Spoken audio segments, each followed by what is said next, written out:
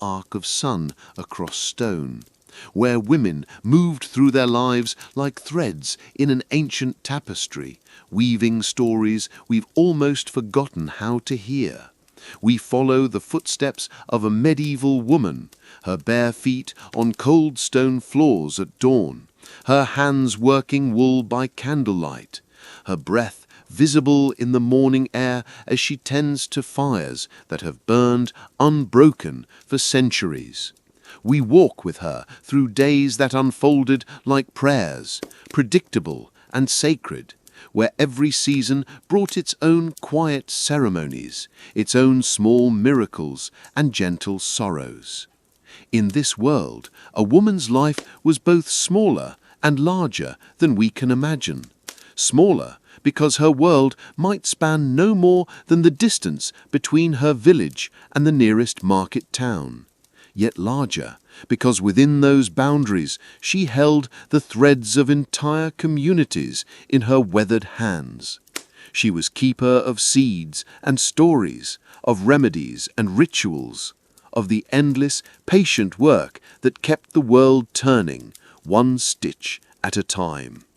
The bells are ringing across the centuries tonight, calling us back to a time when life moved at the pace of seasons, when women rose with the sun and slept with the stars, when every day was both ordinary and extraordinary, woven together in patterns we're only beginning to understand. Come with me as we trace the quiet heroism of medieval women, their days of bread and birthing, of prayer and preservation, of love that grew slowly in the spaces between work and worry, like wildflowers in the cracks of cathedral stones. If you find comfort in these gentle journeys through time, please consider subscribing. And if these voices from the past bring you peace, a gentle like lets me know you're here with me in this quiet space. I'm curious, where are you listening from tonight? Are you tucked beneath blankets in a city apartment, or perhaps by a window where moonlight spills across your pillow? Let me know in the comments. I love imagining all the places these old stories find their way to rest. Now, dim the lights if you can. Pull your covers close around you. Let your breathing slow and deepen. Feel yourself settling, like dust motes finally coming to rest in a shaft of afternoon light. Tonight, we're traveling not just through space, but through time itself, back to days when the world was quieter, when women's lives unfolded in patterns as old as the turning of the earth. The first light of a medieval dawn comes not suddenly, but slowly, like watercolors bleeding into wet paper. In a world without electric bulbs, without the harsh geometry of fluorescent tubes, morning arrives as a gentle suggestion, a soft grey whisper that seeps through wooden shutters and underneath heavy doors. She wakes not to the jarring cry of an alarm, but to the deep, resonant toll of church bells, bells that have been calling the faithful to prayer since before her grandmother's grandmother drew breath. The sound rolls across the village, like a stone dropped into still water, rippling outward, touching every cottage, every workshop, every sleeping soul. Her eyes open in darkness. Around her, the house holds its breath in that sacred hour before dawn, when the veil between sleeping and waking grows thin.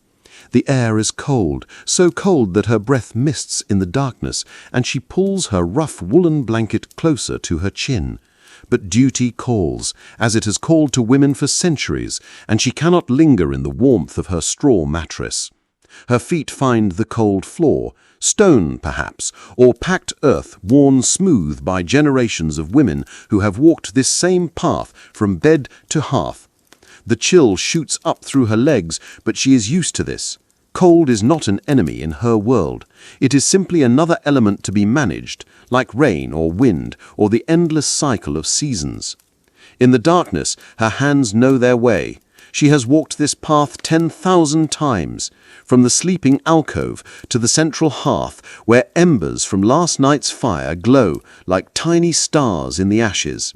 Her fingers, already accustomed to the day's first task, reach for kindling, small sticks of oak or birch carefully saved and dried, precious as gold in their own humble way. The fire does not leap to life. It must be coaxed, wooed, persuaded. She kneels before the hearth like a supplicant, blowing gently on the embers, adding twigs with patient precision. This is her first prayer of the day, though she might not think of it as such, this ancient ritual of bringing light from darkness, warmth from cold, life from the apparent death of yesterday's fire. As the flames begin to dance, they paint her face in shades of amber and gold. The fire is more than warmth. It is the heart of the household, the centre around which all life revolves. It will heat the water for washing, cook the day's meals, provide light for the evening's work. Without it, the house is merely a shell of stone and timber. With it, it becomes a home. The house begins to stir as the fire grows stronger, children's voices muffled by sleep and blankets, the deeper rumble of her husband's cough, the soft shuffling of feet on floors throughout the village as other women in other houses begin their own ancient dance with flame and water, flower and fire. She wraps her cloak around her shoulders, thick wool, probably woven by her own hands or those of her mother, dyed with berries or bark gathered from the forest edge. The fabric holds the story of its making in every fibre, the sheep that grew the wool, the hands that spun it, the long winter evenings spent at the loom, fingers flying in patterns passed down through generations. Outside, the village is caught in that magical hour between night and day. The sky above lightens slowly, like a manuscript being illuminated by a patient monk.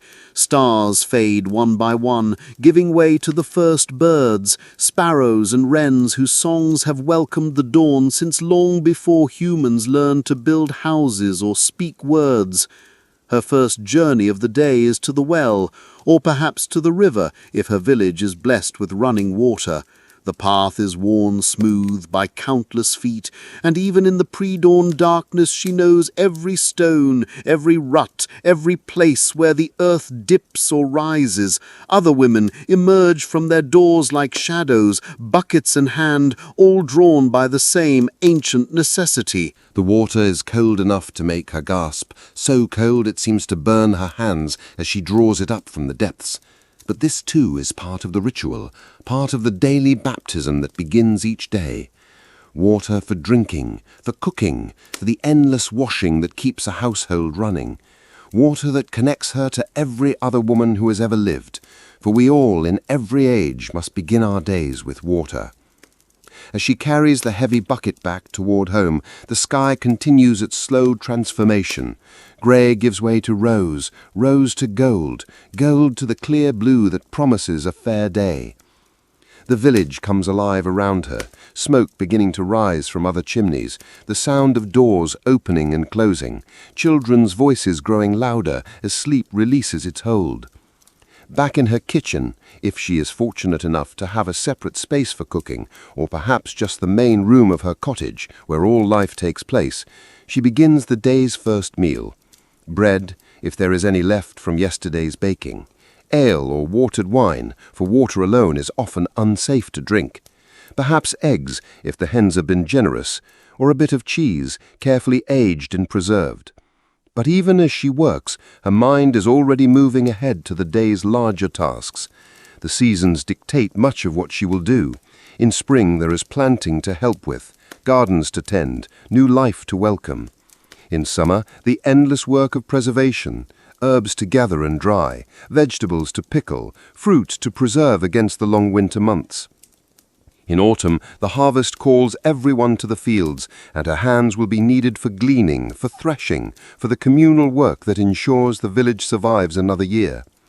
In winter, there is spinning and weaving, mending and making, the indoor work that keeps hands busy when the earth sleeps. As the sun finally crests the horizon, painting the world in shades of gold and amber, she pauses for a moment at her door. The day stretches ahead of her, full of familiar tasks and small ceremonies. She does not think of her life as limited or constrained. This is simply life as it has always been, as it was meant to be. She is part of something larger than herself, part of the great web that connects every living thing, every season, every generation that has come before and will come after. The morning bells ring again, calling the faithful to the first prayers of the day. Their sound carries across the fields and forests a reminder that even in the busiest moments, the sacred waits patiently for attention. Soon she will join her voice to the others, adding her prayers to the great chorus that has been singing since the world began. But for now, in this moment between full darkness and full light, she stands at the threshold of another day, another chance to weave her thread into the great tapestry of human experience. The fire burns warm behind her, the water waits in its bucket, and the sun climbs slowly into a sky that has witnessed countless mornings just like this one. She is every woman who has ever lived, and she is completely, uniquely herself. The bells of the church tower mark time in a medieval woman's world, not as harsh divisions between moments, but as gentle reminders of the sacred rhythm that underlies all earthly work. Prime, terce, sext, non, vespers, complin. The canonical hours flow like a river through her days, each bell a stone dropped into the stream of consciousness, creating ripples that touch every aspect of her life. After the morning fire is lit and the first meal prepared, she hears the call to prime, the first formal prayer of the day. If she lives in town, she might join the other women walking toward the church, their feet creating a soft percussion on the cobblestones. If she lives in a smaller village, the prayers might be said in her own home or in the modest chapel that serves her community. The church, when she enters it, is a world apart from the practical concerns of daily life. Here, stone arches reach toward heaven like hands folded in prayer. Light filters through windows of colored glass, painting the walls in jeweled tones, ruby red, sapphire blue, emerald green. The air smells of incense and age, of countless prayers offered up like smoke, of the breath of generations who have knelt on these same stones. She kneels among the other women, her lips moving in words worn smooth by repetition. The Latin phrases flow like water, even if she doesn't understand every word. The meaning lives not in the mind, but in the heart, in the rhythm of the syllables, in the way the ancient words connect her to something larger than her individual concerns. But prayer, in her world, is not confined to church walls. It flows through her work like golden thread through fabric, blessing the ordinary tasks that fill her hours. When she kneads bread, her hands move in rhythms that echo the prayer she has learned. When she spins wool, the wheel's turning becomes a meditation, each revolution a small prayer for the family who will wear the cloth she creates. The bread she makes is not the soft white loaves we know today. Her flour is coarser, darker, ground from whatever grain the harvest has provided, barley, oats, rye, mixed with wheat if the family is prosperous. She works the dough with hands that have learned the exact feel of properly mixed flour and water, yeast and salt. The bread will be dense, substantial, meant to fill bellies and provide the strength needed for physical labor. Kneading becomes a kind of prayer in itself. The repetitive motion, the way the dough yields and resists under her palms, the gradual transformation from separate ingredients to unified whole. All of this speaks to something deeper than mere cooking. She is participating in one of humanity's oldest rituals, the creation of sustenance from simple elements, the daily miracle that keeps life flowing. While the bread rises, she turns to other tasks. If she has children, they claim her attention with the urgency of youth. A scraped knee needs tending with herbs she has grown and dried herself. A torn tunic requires her needle and thread, a lesson in letters if she is among the few women who can read, or more likely instruction in the practical skills that will serve her daughters well. How to choose good wool, how to judge the ripeness of fruit, how to tell when a fever is breaking. The education of medieval women happens not in schools, but in the daily practice of living. A daughter learns to manage a household by watching her mother move through the familiar routines, absorbing knowledge through observation and practice rather than formal instruction. The wisdom passes from hand to hand, mother to daughter, in an unbroken chain that stretches back to the beginning of time. If the family keeps animals, a few chickens scratching in the yard, perhaps a pig growing fat for winter slaughter, a cow that provides milk and cheese, she tends them with the same careful attention she gives to her children. The chickens must be fed, their eggs gathered, their coop cleaned. The cow must be milked twice daily, her udder checked for signs of infection, her feed measured and distributed. These tasks are not burdens, but part of the natural rhythm of life.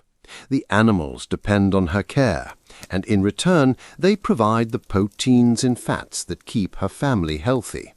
It is a relationship of mutual dependence, a contract written not in words, but in the daily practice of giving and receiving care.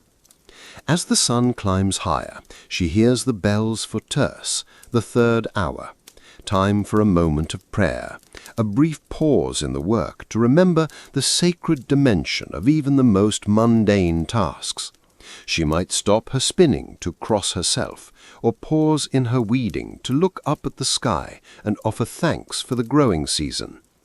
The garden that surrounds her home is both practical and beautiful. Here grow the herbs that will season her cooking and heal her family's ailments. Sage and thyme, rosemary and lavender, fennel and dill. Each plant has its purpose, its season, its proper way of harvesting and preserving.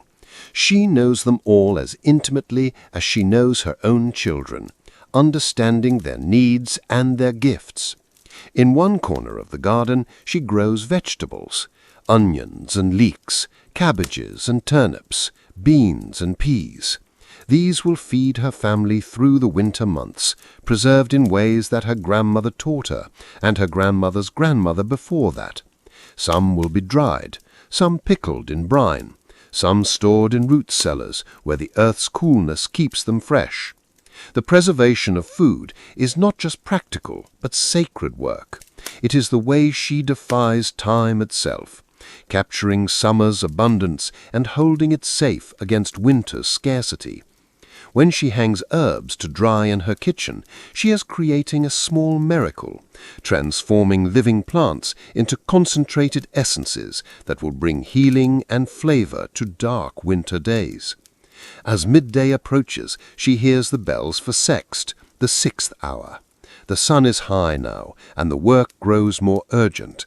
If today is washing day, she joins the other women at the river, where they scrub clothes against stones worn smooth by generations of laundering. The work is hard on hands and backs, but it is also social, a time for sharing news and gossip, for catching up on the small dramas that make up village life. The soap they use is made from ash and animal fat, harsh but effective. The water is cold, even in summer, and their hands grow red and chapped from the constant soaking. But the satisfaction of clean clothes, a fabric that smells of fresh air and sunshine, makes the labor worthwhile. If washing is not the day's task, then perhaps it is market day, and she walks the dusty road to the nearest town, carrying eggs or cheese or vegetables to trade for things she cannot make herself.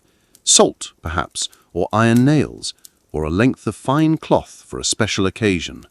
The market is a feast for the senses, the calls of vendors, the smell of fresh bread and roasted meat, the bright colors of fabrics and spices brought from distant lands. Here she encounters the wider world beyond her village, meeting merchants who have traveled from far places, hearing news from other regions, seeing goods that speak of lives very different from her own.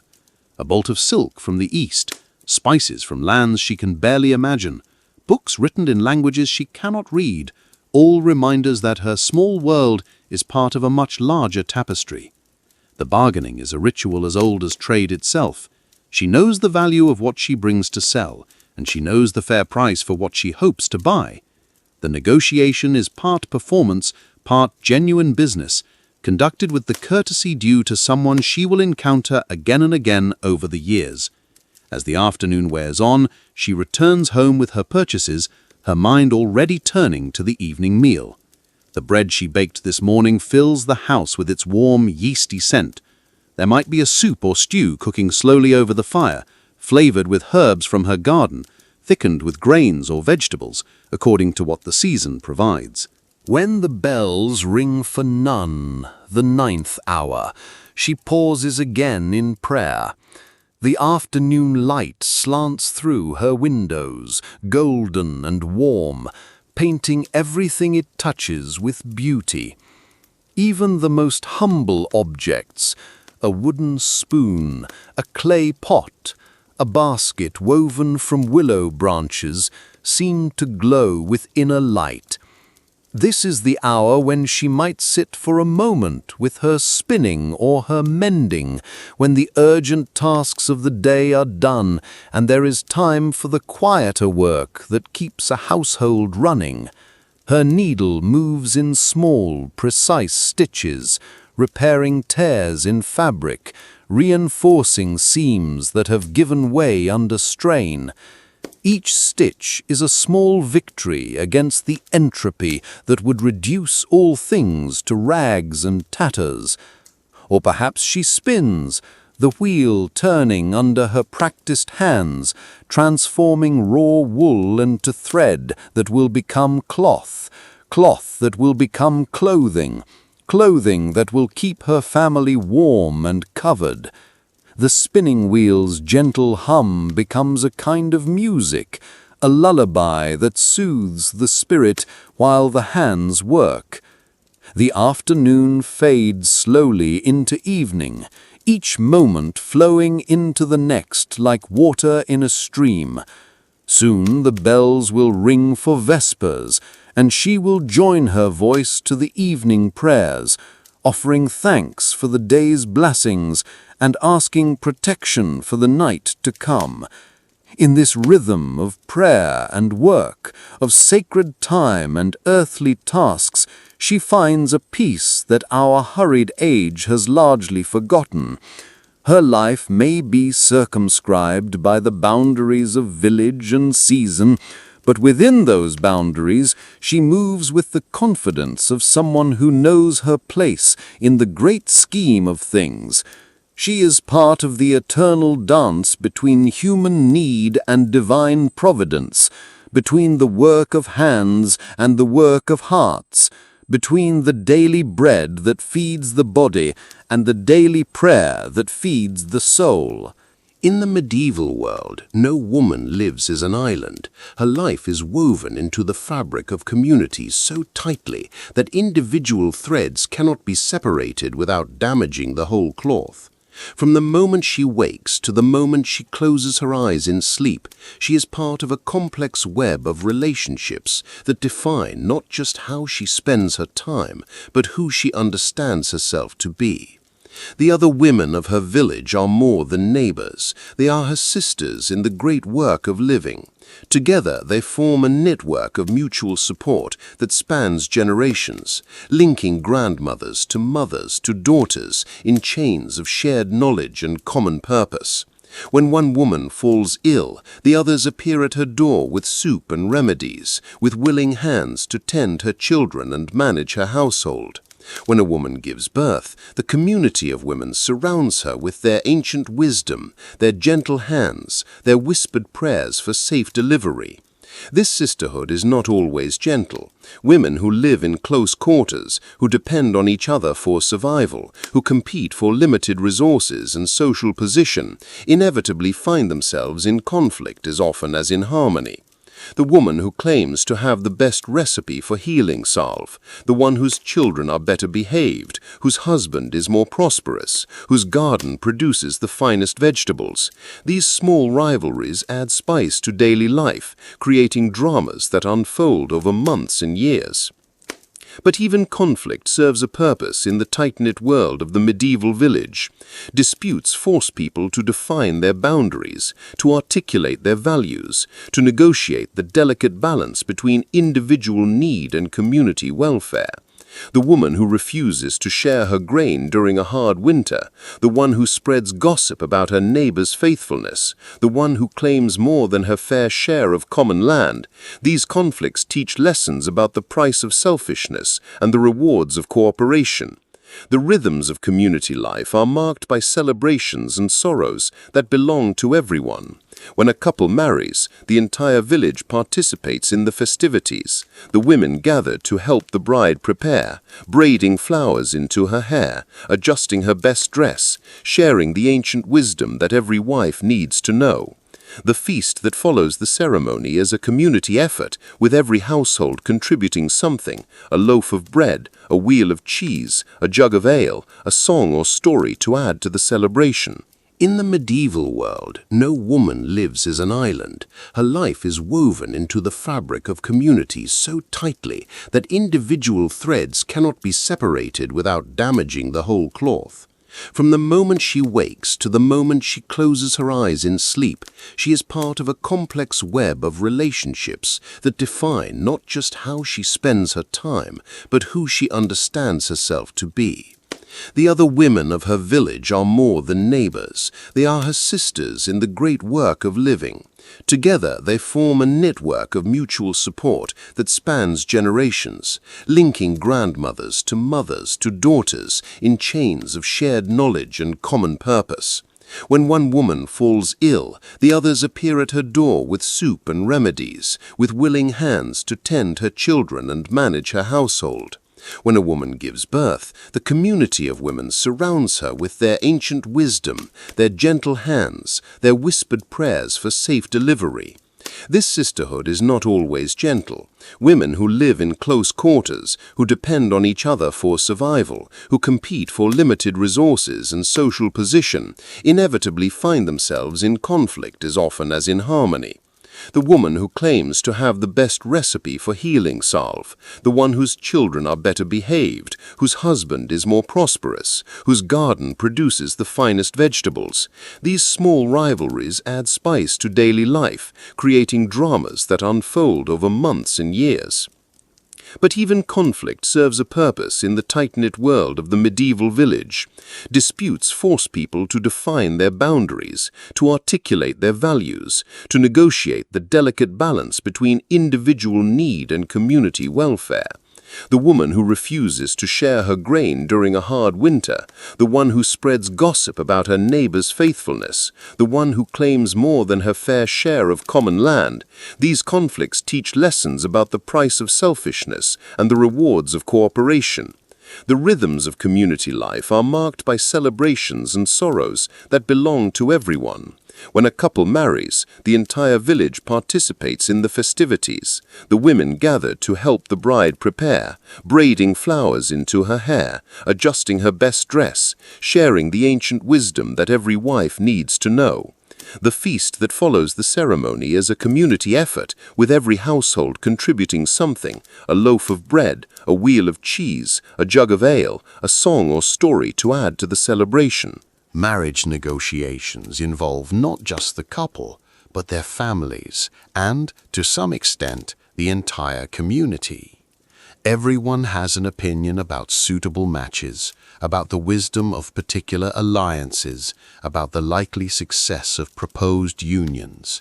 The woman who marries well, someone who can provide security and status, reflects credit on her family and her community. The one who marries poorly becomes a cautionary tale. But marriage is just one of the relationships that define a medieval woman's life. Her ties to her children are profound and complex, shaped by the high infant mortality that makes every surviving child precious. by the need to prepare them for adult responsibilities from an early age, by the knowledge that they will care for her in her old age if she is fortunate enough to reach it. The relationship between mothers and daughters is particularly intense. A daughter represents continuity, the promise that the mother's knowledge and skills will survive her death. From early childhood, girls shadow their mothers, learning through observation and imitation the countless tasks that make up a woman's work. The mother who teaches her daughter well ensures not only her daughter's success, but the preservation of her own legacy. Sons, too, claim their mother's attention, though the relationship changes as they grow older. A medieval woman knows that her sons will eventually leave her household to establish their own, but while they are young, she is responsible for their moral education as well as their physical care. She teaches them the prayers they will need to know, the basic skills of reading and writing if she possesses them herself, the values that will guide them through life. The extended family, grandparents, aunts, uncles, cousins, forms another layer of relationship and responsibility. In a world where nuclear families are often broken by death or economic necessity, these extended connections provide crucial support. The unmarried aunt who helps with childcare, the elderly grandfather whose stories preserve family history, the cousin who offers work during hard times, all of these relationships require careful tending.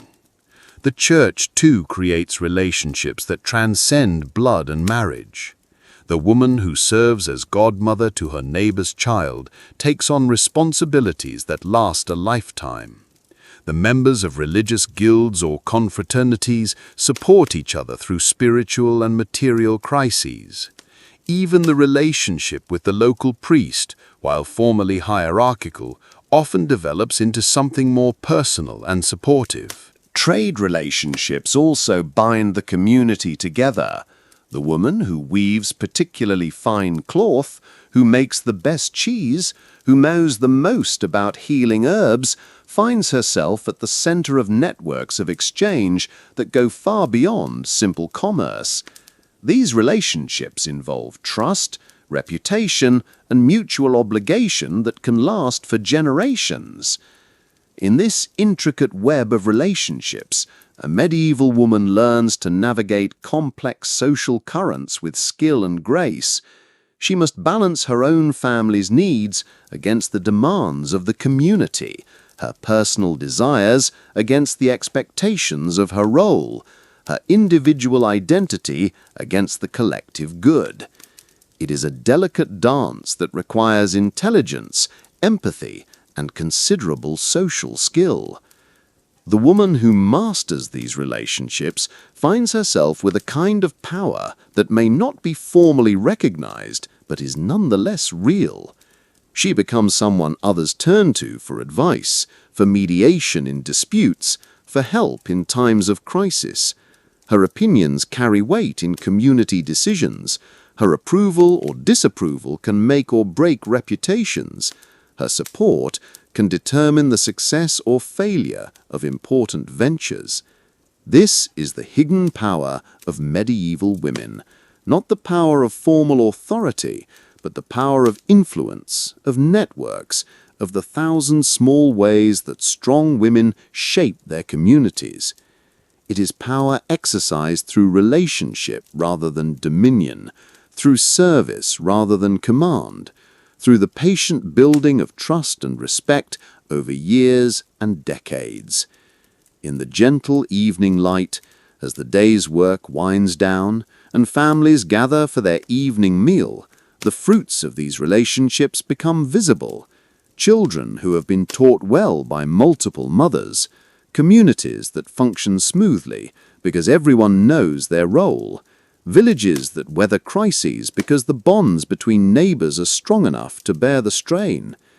The woman who sits by her fire, mending by candlelight while her family sleeps, is not just maintaining fabric. She is maintaining the very threads that hold her world together.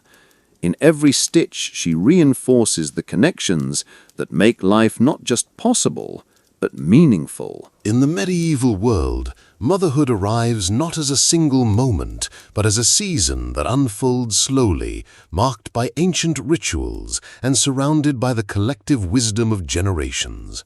The woman who discovers she is with child enters a liminal space, suspended between her old life and whatever is to come, held aloft by the prayers and practical knowledge of every woman who has walked this path before her. The early months of pregnancy are kept secret, shared only with the most trusted friends and family. In a world where infant mortality is heartbreakingly common, where many pregnancies end in the loss, there is wisdom in waiting, in allowing hope to grow slowly like a seed in winter soil. She continues her daily work, but with new awareness of the life growing within her, each movement to prayer, each meal offering to the future. As her condition becomes visible, the community of women surrounds her with their care. They bring her special foods, believed to strengthen the growing child, eggs from their own hens, milk still warm from the cow, herbs gathered at dawn when their power is strongest. They share their own stories of pregnancy and birth, not to frighten, but to prepare, to pass on the hard-won knowledge that might make the difference between life and death.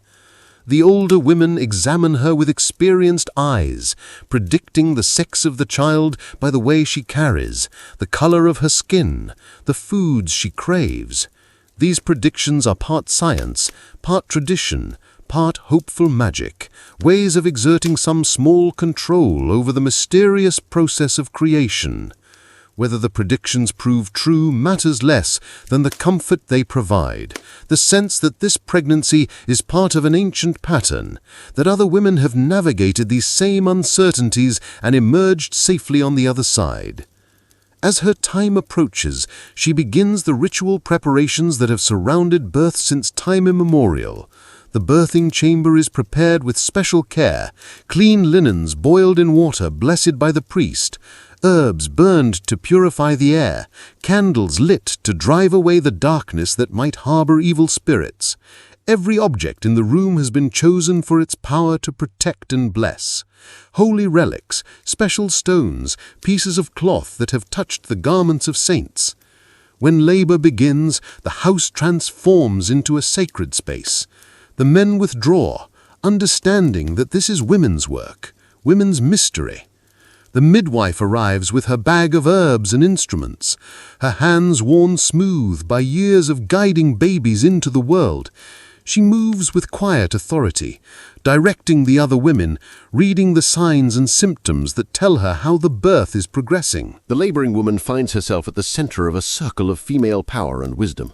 The women chant prayers and sing ancient songs, their voices rising and falling like waves, carrying her through the pain on currents of sound and rhythm. They hold her hands, support her body, whisper encouragements and instructions passed down through generations of mothers. The pain is accepted as part of the sacred process, a necessary passage through which every woman must travel to reach the joy that waits on the other side. There are herbs to ease the worst of it, willow bark for pain, raspberry leaf to strengthen the womb, lavender to calm the spirit. But the real medicine is the presence of other women, the knowledge that she is not alone, that countless others have walked this path and survived. When the child finally arrives, slippery and crying, the room fills with a joy that seems to transform the very air. The midwife catches the baby with practiced hands, checking quickly for signs of health and wholeness. The first cry is greeted with tears of relief and gratitude, the sound that announces a new soul has successfully made the dangerous journey from whatever realm it inhabited before to this world of flesh and breath. The afterbirth must be carefully tended, buried in a special place or burned according to ancient custom. Every aspect of the birth process carries meaning, requires proper ritual attention. The umbilical cord is saved and dried, sometimes sewn into a small bag that the child will carry as protection. The caul, if the baby is born with one, is treasured as a sign of special blessing, carefully preserved as a powerful talisman. The new mother enters a period of confinement, surrounded by the women who will care for her while she recovers her strength. She is fed special foods, broths rich with meat and herbs, porridge made from the finest grains, ale brewed with healing spices. Her body has performed a miracle, and it deserves to be honored and restored with the best the community can provide. The other children of the household are brought to meet their new sibling, their eyes wide with wonder at this tiny creature who has appeared as if by magic. The older children, especially the girls, begin immediately to learn the responsibilities of care. How to hold a baby safely, how to change swaddling clothes, how to recognize the different meanings of different cries. Breastfeeding creates a bond between mother and child that goes beyond mere nourishment. In a world without artificial alternatives, the mother's milk means the difference between life and death for her baby. But it is more than survival. It is the first gift of love, the beginning of the relationship that will shape both their lives. The quiet hours of nursing become a meditation, a time outside of ordinary time when the urgent demands of daily life recede, and there is only the gentle rhythm of giving and receiving. The baptism, when it comes, marks the child's formal entry into the community of the faithful. But even before that ceremony, the baby is surrounded by the invisible protection of prayers and blessings. Holy water is sprinkled in the corners of the room, blessed salt is placed under the cradle, the names of saints are invoked to watch over the sleeping child. As the weeks pass and the mother regains her strength, she gradually returns to her normal routine. But everything has changed. She sees the world now through the eyes of someone whose primary responsibility is the protection and nurturing of new life. Every decision must be weighed against its impact on her child, every risk evaluated in terms of what it might mean for the small person who depends entirely on her care. The early months of a baby's life are fraught with dangers that modern parents can barely imagine. Diseases that would be minor inconveniences today can prove fatal to an infant whose immune system is still developing. The mother watches constantly for signs of illness, changes in appetite, fever, unusual crying, the telltale rash that might signal something serious. But there are also joys that shine all the brighter against the backdrop of constant vigilance. The first smile, the first laugh, the moment when the baby's eyes begin to track movement and focus on faces. Each milestone is celebrated not just by the parents, but by the entire community of women who have invested their time and energy in this child's welfare. As the child grows, the mother's role evolves from caregiver to teacher. She begins the long process of civilizing this small wild creature, teaching the basic skills of being human, how to eat properly, how to control bodily functions, how to speak and listen and obey. Every lesson is embedded in love, but also in the urgent knowledge that a child who does not learn these things will not survive in the complex social world of the medieval village. The teaching happens not through formal lessons, but through constant example and gentle correction. The child learns by watching, by imitating, by gradually taking on small responsibilities that grow larger as competence develops. A 3-year-old might be trusted to gather eggs from gentle hens, a 5-year-old to carry water from the well, a 7-year-old to tend the fire while mother works in the garden. Each child's education is shaped by their sex and by the family's station in life. Boys will eventually need to learn the skills of their fathers, farming, craftsmanship, trade, or warfare depending on their circumstances. But while they are small, they belong to the world of women, learning the basic virtues that will serve them regardless of their eventual calling. Honesty, kindness, respect for elders, the value of hard work. Girls especially are apprenticed to their mothers from the earliest age. They learn to spin by watching their mother's hands guide the thread, to cook by standing on stools beside the hearth, to tend gardens by following behind with small tools made especially for their hands. The knowledge passes from mother to daughter like a river flowing from spring to sea, each generation adding its own wisdom to the stream. The mother who teaches well knows that she is not just preparing her children for their own lives, but for the continuation of the community itself. The skills she passes on, the values she instills, the stories she tells, will shape not just her own children, but their children after them. In this way, her influence extends far beyond her own lifetime, rippling outward through generations like stones thrown into still water. But motherhood in the medieval world is shadowed always by loss. Not all children survive their first year. Not all who survive childhood live to see adulthood. The mother who bears 6 children may raise only 3, may see only 1 live to have children of their own. This reality shapes everything. The way she loves, the way she teaches, the way she prepares herself for the possibility of saying goodbye. The death of a child is a wound that never fully heals, but the medieval mother has resources for coping with such loss that our modern world has largely forgotten. The community surrounds her with support. The church offers the comfort of ritual and the promise of reunion in the afterlife. And the necessity of caring for her surviving children prevents her from sinking too deeply into despair. She learns to hold her love lightly, to give it fully while it is possible, but to release it when necessary. This is perhaps the hardest lesson of medieval motherhood, the knowledge that children are gifts temporarily entrusted to human care, not possessions to be grasped and held forever. The mother who learns this lesson finds a kind of peace, even in the midst of sorrow, an acceptance that allows her to continue loving without reservation, despite the risk of future loss. The successful mother becomes a figure of respect and authority in her community. Her experience is sought by younger women facing their own challenges, her opinion valued in matters concerning children and families. She may serve as godmother to neighbours' children, expanding her circle of care and influence beyond her own biological offspring. In her later years, if she is blessed with longevity, she becomes the repository of family history and community memory. She is the one who remembers how things were done in the old days, who can tell stories of relatives long dead, who preserves the traditions and customs that give meaning to daily life. Her grandchildren gather round her to hear tales of their ancestors, absorbing not just entertainment but identity, learning who they are by understanding where they came from.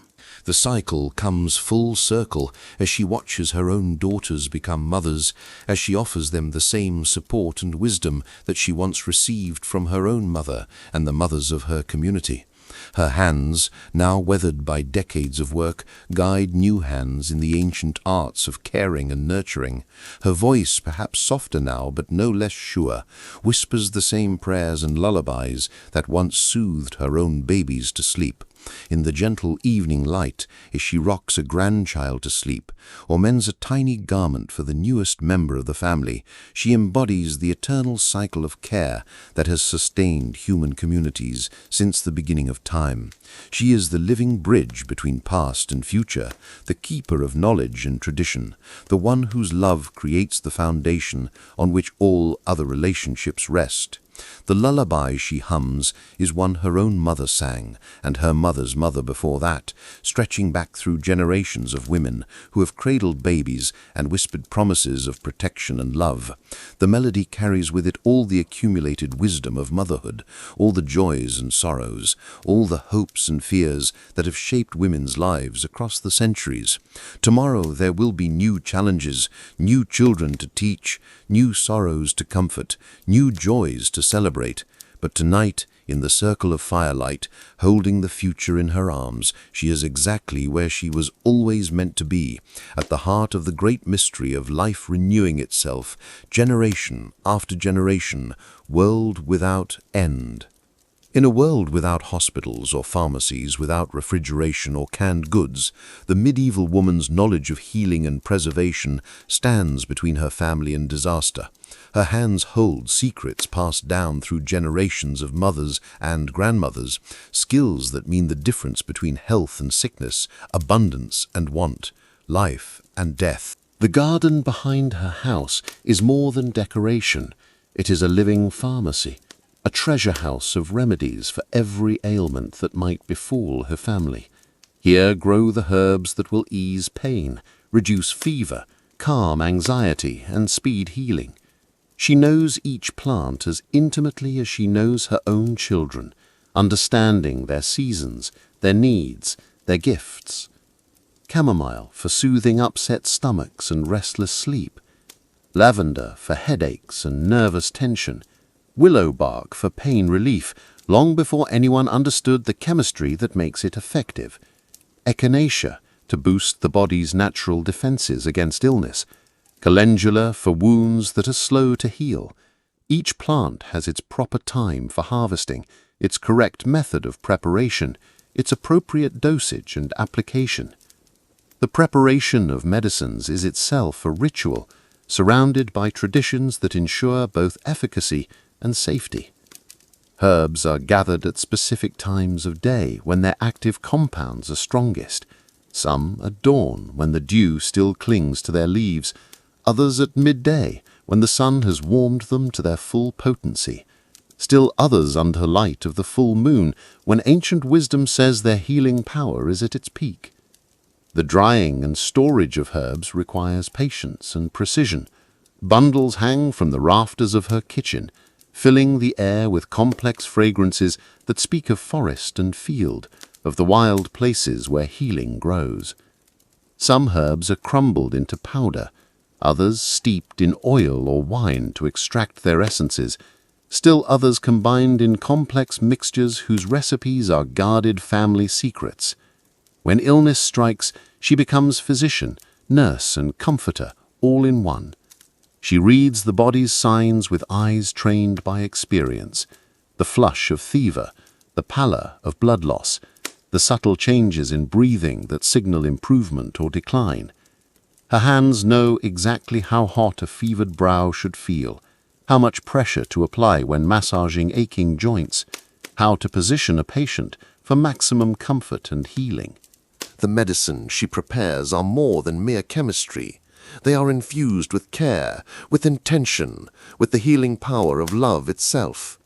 A mother's soup, made with herbs from her own garden, carries medicine that no physician's prescription can match. A poultice applied with gentle hands and soft words works healing that goes beyond the physical ailment to touch the spirit as well. But healing is only part of the survival skills that define a medieval woman's expertise. The preservation of food is equally critical, requiring knowledge that goes beyond simple cooking. She must understand the science of salt and smoke, vinegar and fermentation, cold storage and controlled drying, all without the benefit of modern understanding of bacteria and decay. The autumn harvest brings both celebration and urgent labor. Every fruit and vegetable, every grain of wheat and barley must be processed and stored in ways that will preserve their nutritional value through the long winter months. There is no margin for error. Food that spoils or is lost to pests can mean starvation before spring returns. Apples are sliced and dried in the autumn sun, their natural sugars concentrating as the water evaporates, creating sweet treats that will last for months. Cabbage becomes sauerkraut through the mysterious alchemy of fermentation, the beneficial bacteria transforming raw vegetables into food that is both preserved and more nutritious than its fresh counterpart. Cucumbers become pickles in brine seasoned with herbs and spices, their crisp texture a welcome contrast to the soft stored foods of winter. Meat presents its own challenges and opportunities.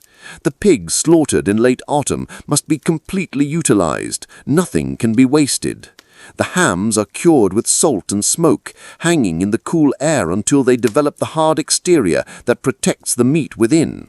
Sausages are made from scraps and organs, seasoned with herbs and stuffed into casings made from the animal's own intestines. Fat is rendered into lard, precious cooking oil that will last through the winter. The process of making cheese transforms milk that would spoil in days into food that can feed a family for months.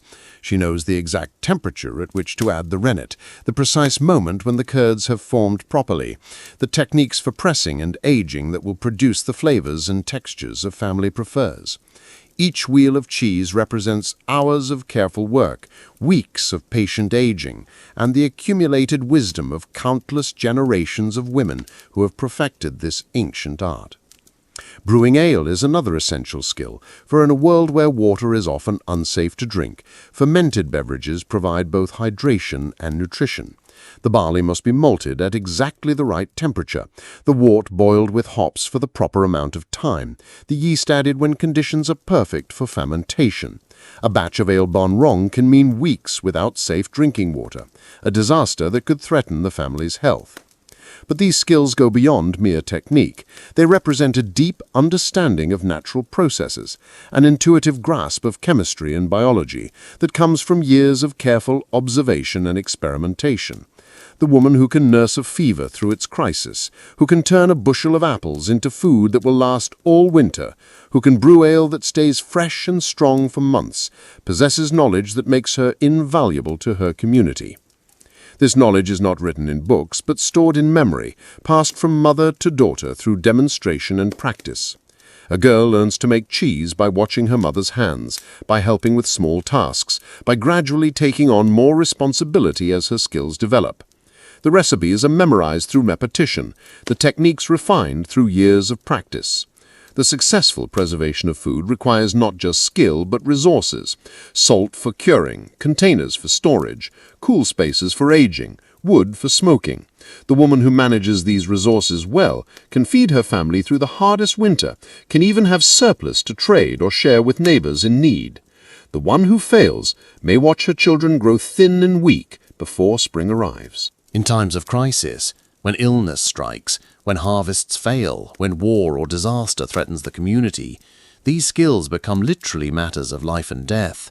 The woman who knows how to stretch a small amount of grain into enough bread to feed a hungry family, who can create nourishing soup from roots and herbs, who can nurse the sick back to health with remedies made from common plants, becomes a pillar of strength that a community can lean on.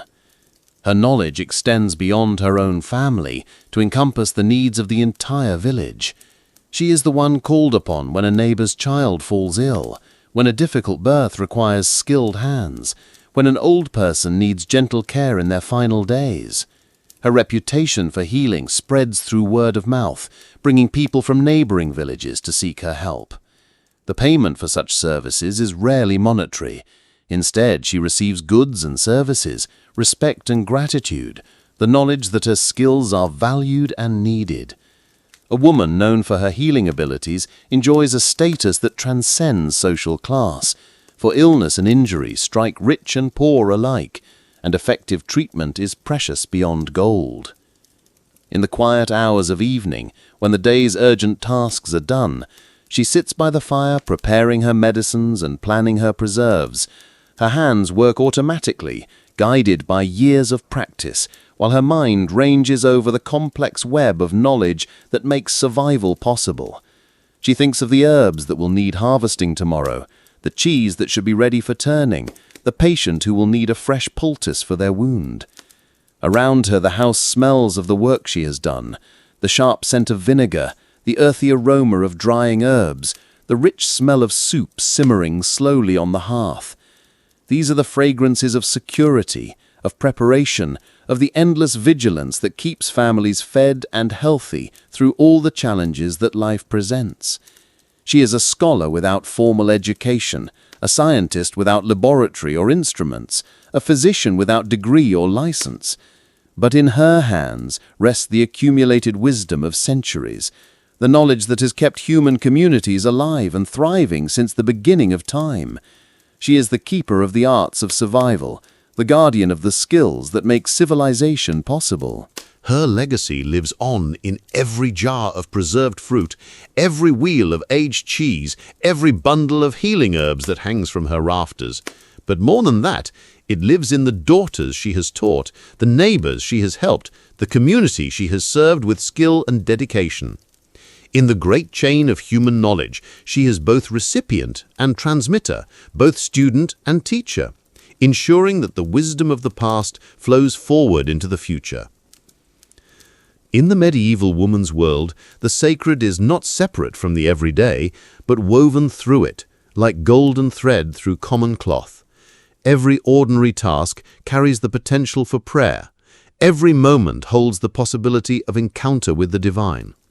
Her faith is not something she practices only on Sundays or in times of crisis, but a living presence that infuses her work, her relationships, her understanding of herself, and her place in the great scheme of creation.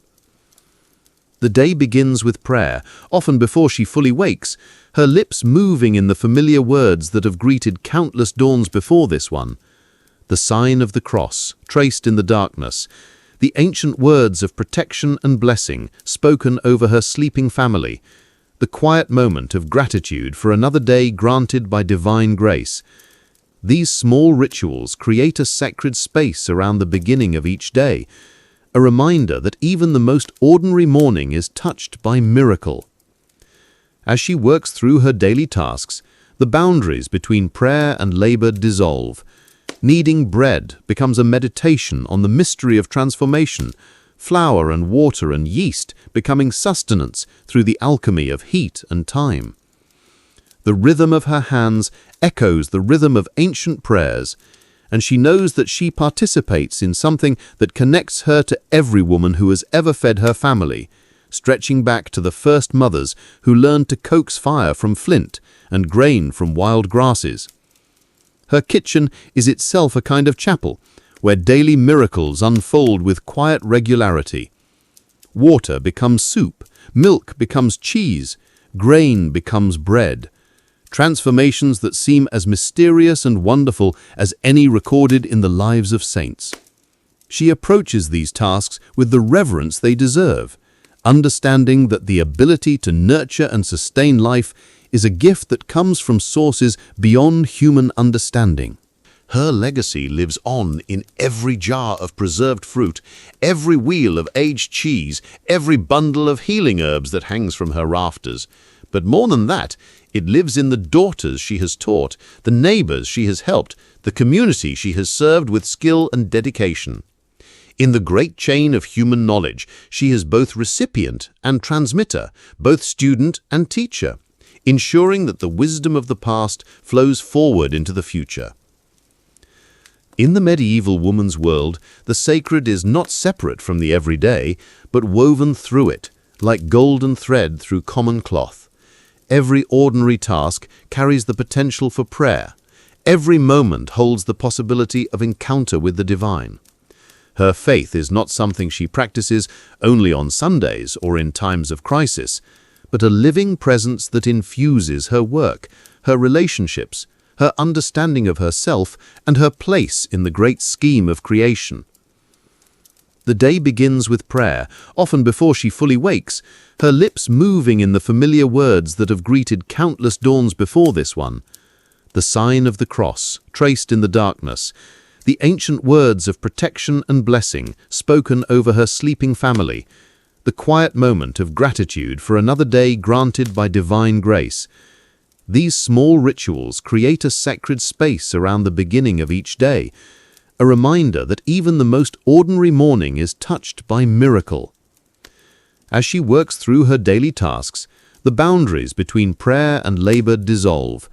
Kneading bread becomes a meditation on the mystery of transformation, flour and water and yeast becoming sustenance through the alchemy of heat and time.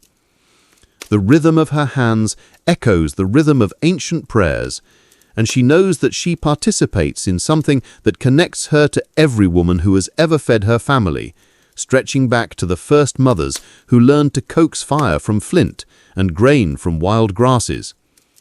Her kitchen is itself a kind of chapel, where daily miracles unfold with quiet regularity. Water becomes soup, milk becomes cheese, grain becomes bread. Transformations that seem as mysterious and wonderful as any recorded in the lives of saints.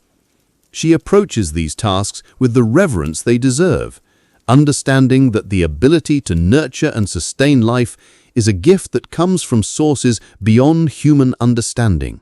Pilgrimage, when it is possible, provides opportunity for spiritual adventure and renewal. The woman who can undertake the journey to a distant shrine, Canterbury perhaps, or Compostela, or one of the countless local places where miracles are said to occur, finds herself part of a great river of humanity flowing toward the sacred. The hardships of the road, the dangers and discomforts become themselves part of the spiritual experience, opportunities for growth and purification. But pilgrimage is not necessary for deep spiritual experience. The local church, with its familiar stones and ancient rituals, provides daily access to the divine. The woman who enters for morning prayer or evening vespers finds herself in a space where countless others have brought their hopes and fears, their gratitude and petitions. The very walls seem to hold the echo of prayers offered over centuries, creating an atmosphere thick with faith and longing. The rituals of the church year create rhythm and meaning in ways that go beyond formal religious observance. the blessing of homes during Easter season, the distribution of blessed salt for protection against evil, the ceremonies that mark planting and harvest. All of these connect the spiritual and material aspects of life in ways that make both more meaningful. Marriage is not just a social contract, but a sacrament, a visible sign of God's grace at work in human relationships. The wedding ceremony, with its exchange of vows and rings, its blessing of the couple by the priest, its celebration by the community, transforms a personal commitment into something larger, a participation in the divine love that sustains the universe. The woman who enters marriage understands that she undertakes not just a human partnership, but a spiritual journey that will challenge and transform her in ways she cannot foresee. The bearing and raising of children is likewise understood as participation in divine creativity. The woman who carries a child in her womb knows that she collaborates with forces beyond her understanding, that the life growing within her comes from sources deeper than human desire or will. The prayers she says during pregnancy, the blessings she speaks over her sleeping children, the religious education she provides, all of these are ways of acknowledging that parenthood is a sacred trust, a sharing in God's own work of creation and nurture. The illuminated manuscripts that she might glimpse in church, if she is fortunate enough to live near a monastery or cathedral, speak to her, even if she cannot read the words. The golden letters that catch candlelight, the intricate borders that frame secret text, the miniature paintings that tell stories of saints and miracles, all of these are windows into a world where beauty and truth converge, where human artistry serves divine purpose. Music, too, carries sacred meaning that transcends mere entertainment. The plain chant that fills the church during liturgy, the hymns sung at harvest festivals, the lullabies hummed to restless children, all participate in the great symphony of praise that rises from creation itself. When she adds her voice to communal singing, she becomes part of something larger than herself, a participant in the eternal song that angels are said to sing before the throne of God. The cycle of seasons, with its rhythm of death and rebirth, provides a natural theology that reinforces the lessons of formal religion. The woman who plants seeds in spring earth, who tends growing plants through summer heat, who harvests the fruits of her labor in autumn, who endures the apparent death of winter, lives daily with symbols of resurrection and eternal life. Her garden becomes a parable, her work a form of prayer, her trust in the return of spring an act of faith in the ultimate triumph of life over death. In the quiet moments before sleep, when the day's work is done and the household settles into rest, she offers her final prayers of the day. Gratitude for blessings received, petitions for protection through the night, commendation of her loved ones to divine care. The words she speaks have been spoken by countless women before her, will be spoken by countless others after her, connecting her across time and space to the great community of faith that transcends all earthly boundaries. Her dreams, when they come, may be touched by visions that speak to her spiritual longings. In sleep, the barriers between heaven and earth grow thin, and she may find herself walking in gardens where saints and angels move like shadows, or standing in cathedrals built not of stone, but of light itself. These dreams are gifts, glimpses of the reality that underlies all appearances, reminders that the sacred is never far from those who seek it with sincere hearts.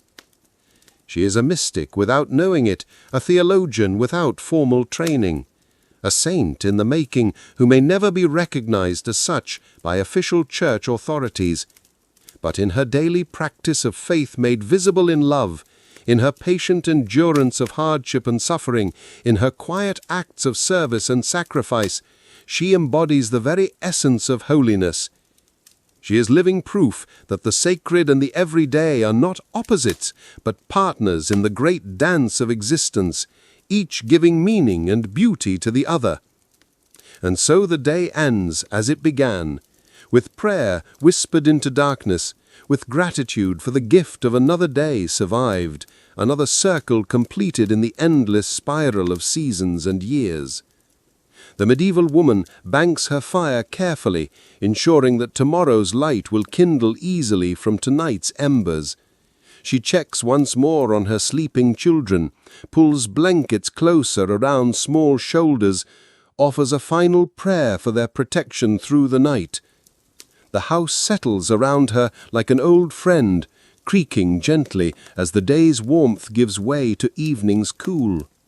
In the distance, she can hear the soft sounds of her neighbors making their own preparations for sleep, the closing of shutters, the barking of dogs, the murmur of voices speaking final prayers. The entire village flows into rest like a river finding its bed, carried by rhythms older than memory. She has lived a day much like thousands of others, filled with tasks both ordinary and essential, marked by small victories and quiet satisfactions. Her bread rose properly, her children stayed healthy, her husband returned safely from his work. The herbs in her garden grew a little taller. The cheese in her cellar aged another day toward perfection. The patterns on her loom grew more complex with each pass of the shuttle.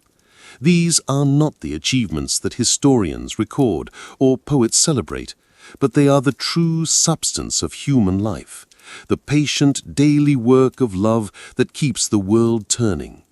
In her hands, flour becomes bread, wool becomes cloth, children become adults capable of continuing the great work.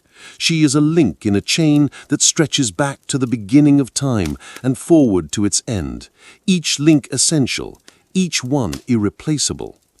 The moonlight that falls across her windowsill has illuminated countless other women in countless other centuries, all carrying out their own versions of the same essential work.